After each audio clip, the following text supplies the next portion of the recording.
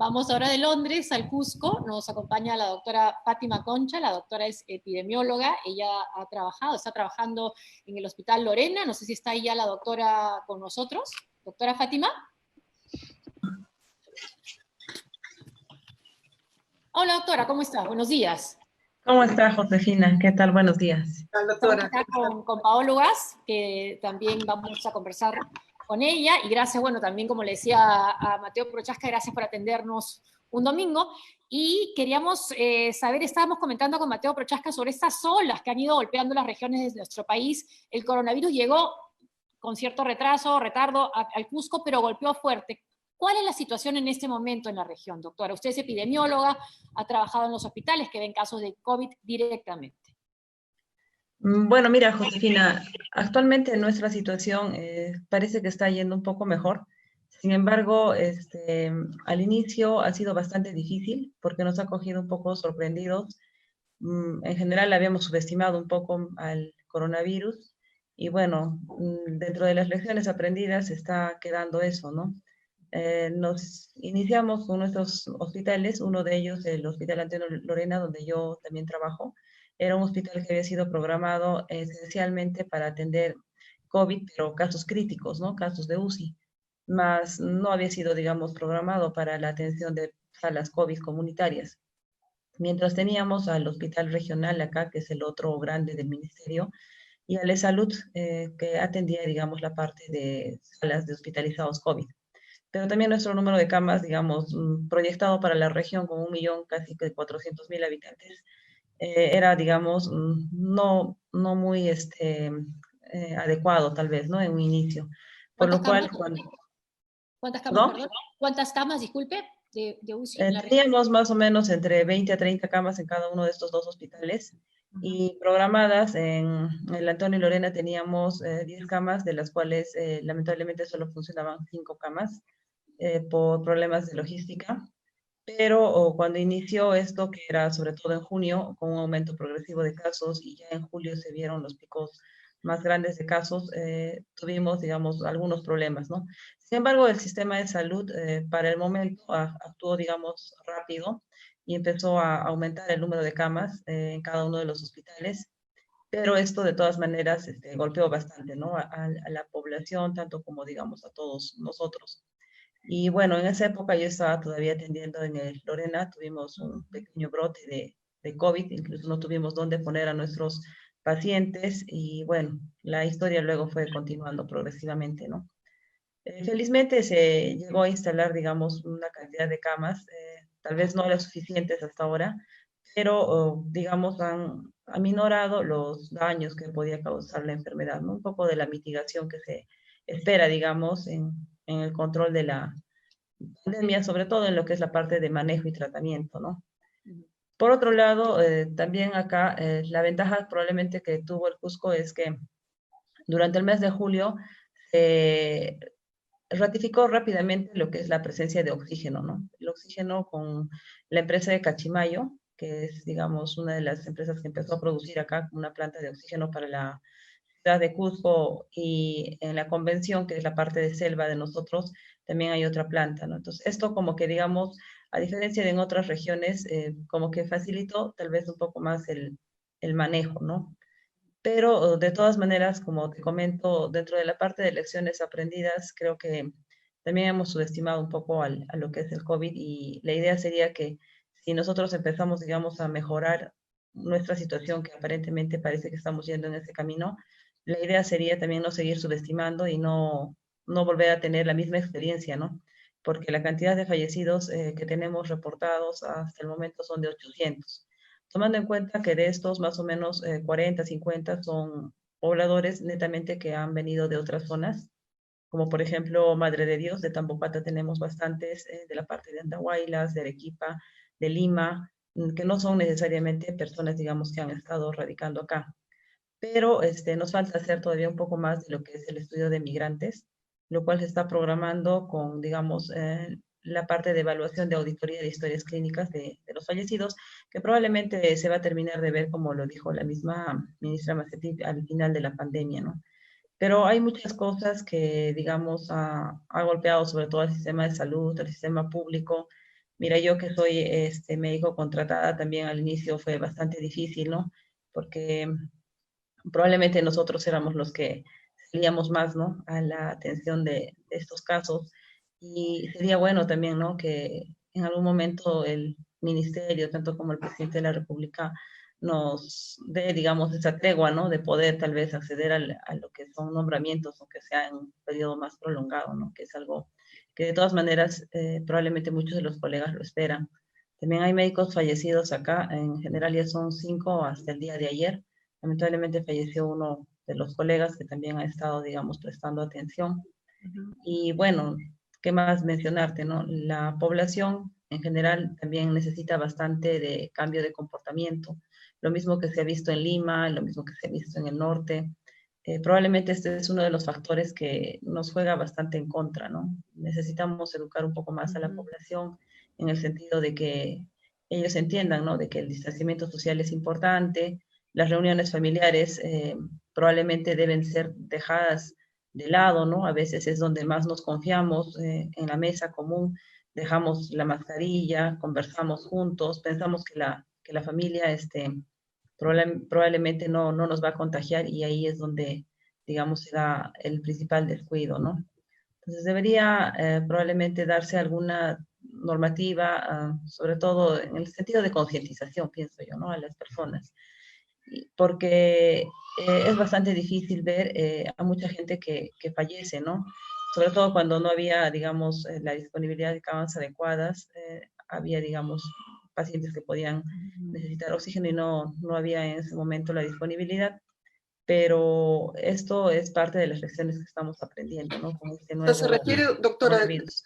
doctora, entonces se refiere a que el MINSA no les asegura a los médicos que estaban al frente, en la línea de frente curando el COVID, no les asegura una buena, digamos, un sistema de contratación a tiempo, un sistema en el cual ustedes se sientan más protegidos, que me imagino que son problemas que vienen de toda la vida, pero, digamos, en este momento deberían también, como MINSA, como una política de salud, tenerlos a ustedes más en cuenta. ¿A eso se está refiriendo?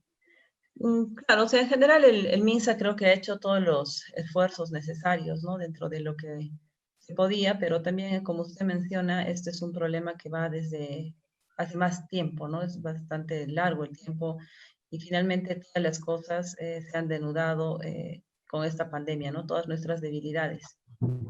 En el sentido de que probablemente habían problemas logísticos que se arraigaban desde antes y bueno, esto necesariamente con toda la pandemia que se ha empezado a dar a nivel de todo el país y nosotros un poco confiados tal vez por la situación que manteníamos, que estábamos muy bien, no lo habíamos preparado, digamos, tan a tiempo, ¿no?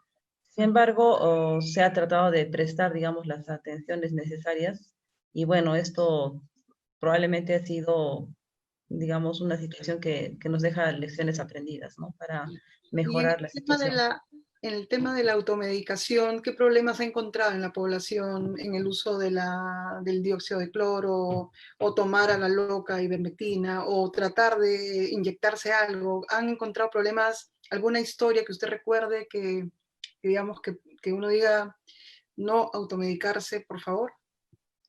Sí, mire, la verdad es que esto un poco como que se ha salido de control. Probablemente es un poco más el pánico, ¿no? Que ha cundido en las personas, porque a pesar de que se habían dado, digamos, ciertas directivas incluso nacionales, ¿no? En el sentido de que no había profilaxis, o sea, no había un tratamiento que nos garantice la prevención para no enfermarnos por COVID. Igual las personas, bajo probablemente muchos medios, probablemente la mayor parte son medios de WhatsApp o medios de Internet, ¿no? Que se han encontrado. Entonces han empezado a usar medicamentos que no son los correctos en el afán de prevenir la enfermedad, ¿no? Incluso ahora todavía me llaman algunas personas para preguntarme si la ivermectina puede ayudarles a que no les dé el COVID, ¿no? Se sienten seguros con esto, incluso hacen reuniones familiares y dicen, no, ya tomé ivermectina, me hago mi prueba rápida y soy inmune y voy a ir a mi reunión familiar porque todos ya nos hemos hecho esta prueba y todos hemos tomado ivermectina, ¿no? Es un mensaje que no es claro.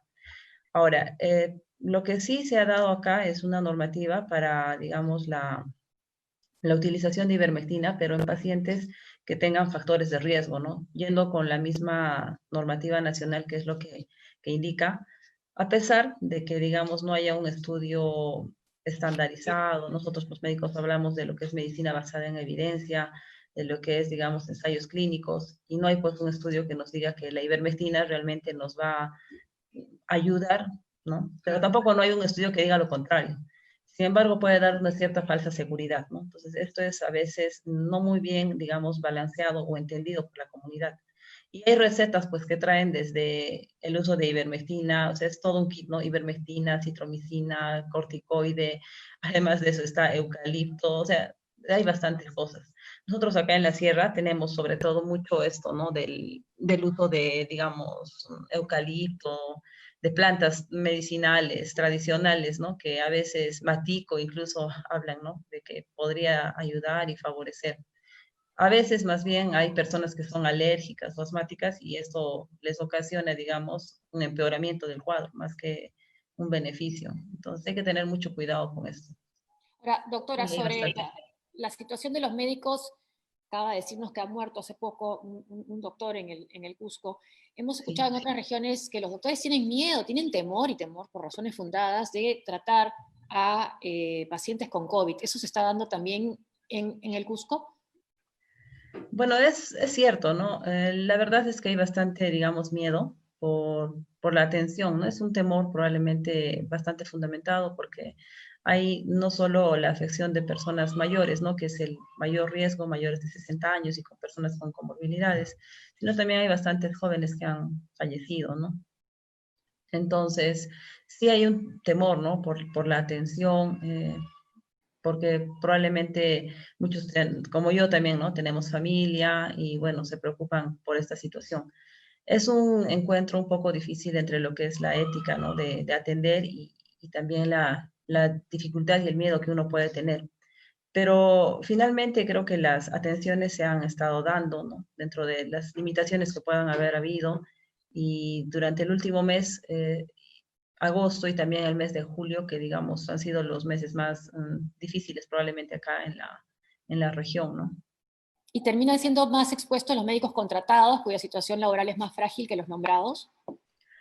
Sí, probablemente este es así, ¿no? Yo, por ejemplo, soy contratada, ¿no? Y en general nuestra situación sí es un poco más difícil en este sentido, ¿no? Porque un contratado, bueno, de todas maneras tiene ciertas limitaciones en relación, digamos, a los beneficios que pueda tener otro tipo de médico, ¿no? Que en general, eso también es un problema que no es solo de ahora, ¿no? Es probablemente un problema que ya está desde hace bastante tiempo.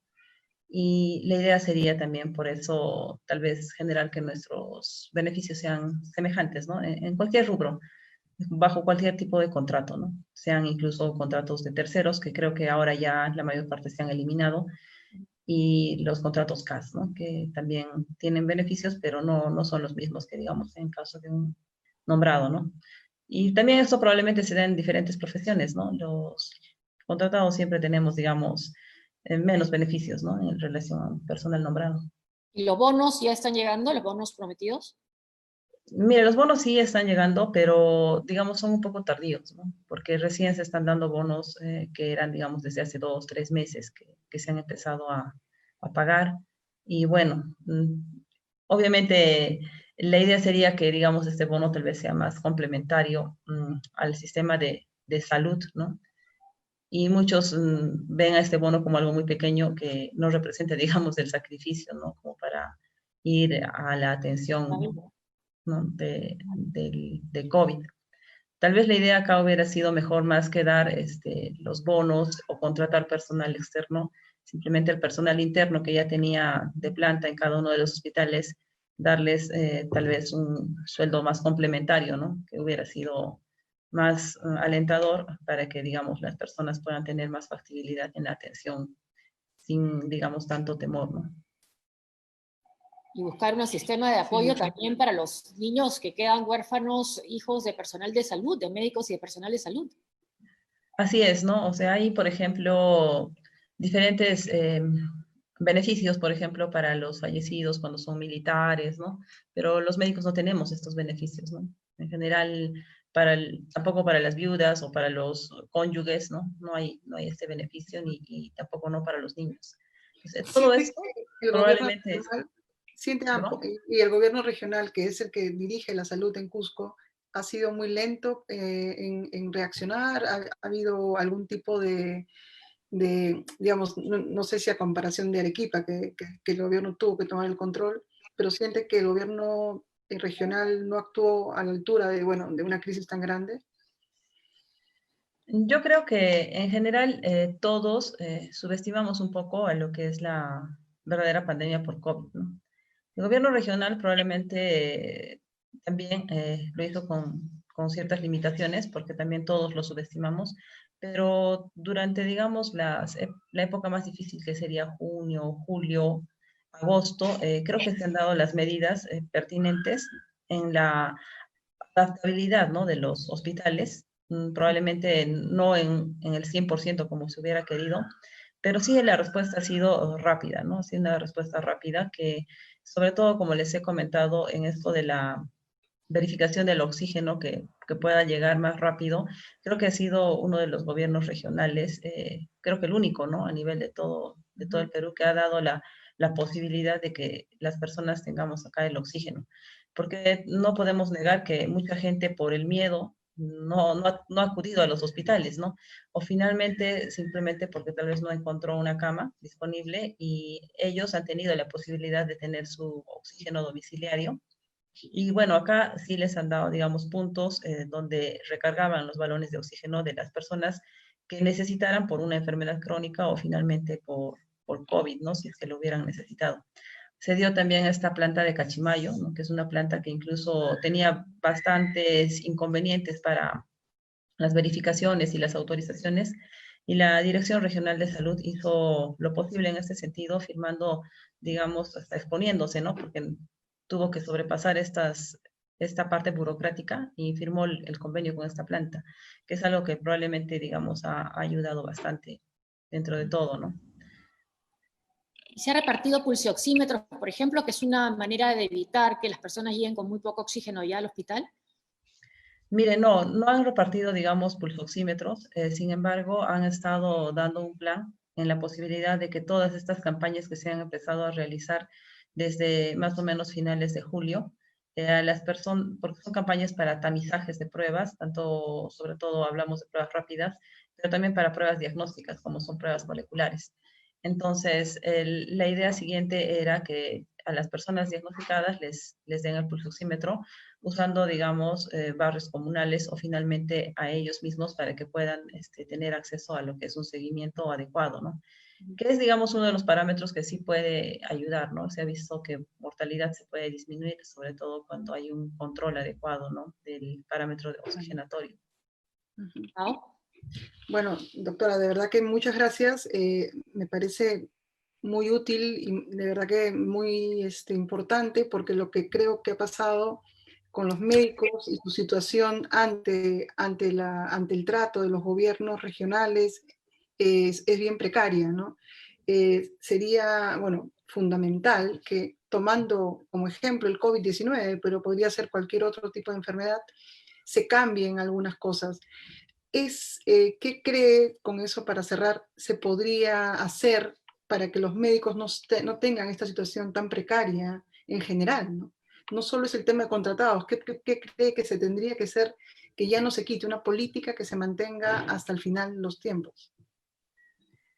Bueno, creo que son varias cosas que hay que hacer, pero la primera es sobre todo la estabilidad de un trabajo, ¿no? Si uno tiene estabilidad en un trabajo, creo que ya el resto de cosas es por lo menos más venidero. Lo segundo, bueno, en esta época de pandemia se ha visto que de todas maneras hay bastante temor para la atención, porque es exponer prácticamente la vida, ¿no? Frente a la atención. Y como le decía a Josefina, en general esto es probablemente algo que va como un juego dentro de nosotros mismos, ¿no? Entre la parte de que tenemos la misión de atender, pero también es la parte de la ética y el miedo, ¿no? Que nos retiene por otro lado. Entonces, yo pienso que si nos dan la estabilidad necesaria o, digamos, la mejora salarial para diferentes rubros o estamentos y sobre todo ver en provincias que haya más médicos especializados, porque acá en Cusco, por ejemplo, no hay tantos especialistas, ¿no? Como en Lima.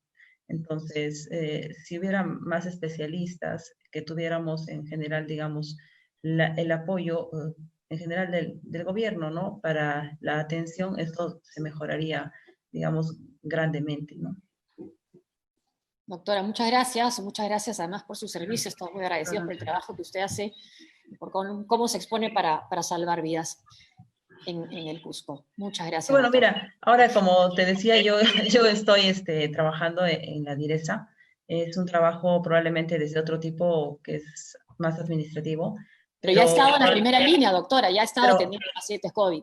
sí he estado justo de jefe en estas áreas COVID, que ha sido bastante también difícil, ¿no? He estado de jefe viendo todas las dificultades que teníamos incluso para la implementación, pero también ahora tengo un trabajo, bueno, es obviamente temporal, para lo que es, digamos, mejorar un poco la prestación de servicios de atención, que es algo que se necesita bastante también, ¿no? Y lo que se va a necesitar también es una forma de reactivar el Cusco, que debe ser una de las regiones más golpeadas, no solo en términos de salud, sino en economía, por la falta de turistas. Así es un punto bastante difícil y probablemente este punto va a ser más tardío, ¿no? Hay mucha gente que ha perdido trabajo, que era, digamos, guía de turismo o tenía trabajo en relación a turismo, ¿no? Atención de hotelería, atención de restaurantes, que era, digamos, uno de los puntos críticos en la parte económica de acá. Pero bueno, sobre todo salud es primero, ¿no? Pero la Ahorita. salud. Así es, doctora. Nuevamente, muchas gracias por atendernos, por Gracias, atendernos el doctora. domingo y por el trabajo que viene haciendo. Muchas gracias. Gracias a ustedes, más bien, por la entrevista y la oportunidad. Gracias, doctora Fátima. Ya, hasta luego. Chao, hasta luego. Era la doctora Fátima Concha conversando con nosotros desde el Cusco, una región que ha sido golpeada de manera un poco tardía, pero que recibió un golpe fuerte. Ahora parece que está un poco mejor, pero bueno, todo depende de cómo se vaya controlando la pandemia ahí, que viene también al caso con lo que conversamos inicialmente con Mateo Prochaska.